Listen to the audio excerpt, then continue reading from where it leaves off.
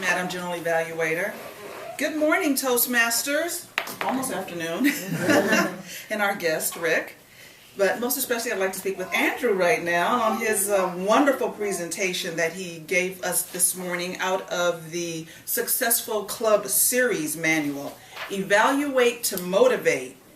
I told Andrew when I first got ready to walk around to evaluate him, I said, I'm going to take a cue from what he did last week because he was an evaluator last week.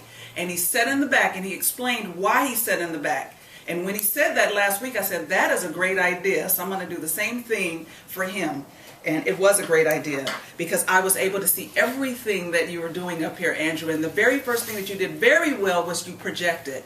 I had absolutely no problem hearing what it was that you were saying. Even before you moved over to the side and used the space and intended to project, I heard you way before then. So thank you so much for the vocal variety during that portion of it. He was supposed to show us some vocal variety while he was giving his speech, and he did that when he moved over to the side and raised his voice to show us. So that was really great. I enjoyed that.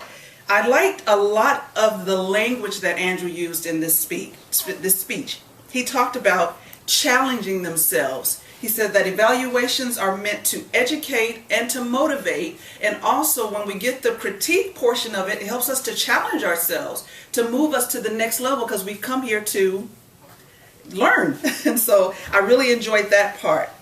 I thought it was very educational. I said when I first became Toastmaster, I went to several Toastmasters just for visiting, and some of them gave those educational presentations, and I enjoyed that. So I'm glad you brought us an educational presentation, especially since we have a lot of new people in the club so they can understand what's going on with evaluations, because it is so important and so helpful, and it's a great guide, and you gave us a lot of great examples of that. I also enjoyed when you took the time to explain what terms meant. You asked about the sandwich technique, and you even took a note of anybody who understood what a sandwich technique was. You did a great job of that. You had good examples of explaining concepts. When you were talking about particular concepts, you did a very good job with the words that you chose to help us to understand the different concepts for evaluating. You had great eye contact. You made sure you had connected with everyone as you were speaking and telling us what it was about evaluating and motivating. I've noticed you come up here sometimes and you just look off to the side. You're not really looking at everybody else. But for this particular speech, you made sure that you made great eye contact with everybody, and I thought that that was really great. A couple of things for suggestion is the lip smacking. As soon as you talked about the lip smacking, I made note of it. And I caught 12.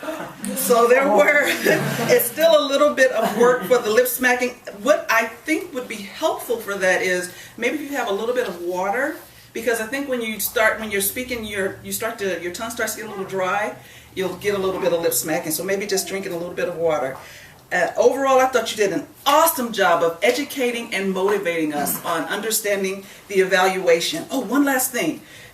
This is just my own little thing. There's something that Toastmasters gives us, an evaluation guide. When I first started as a Toastmaster, I read that evaluation guide, and it's very, very helpful. That's from Toastmasters International, and that's my evaluation.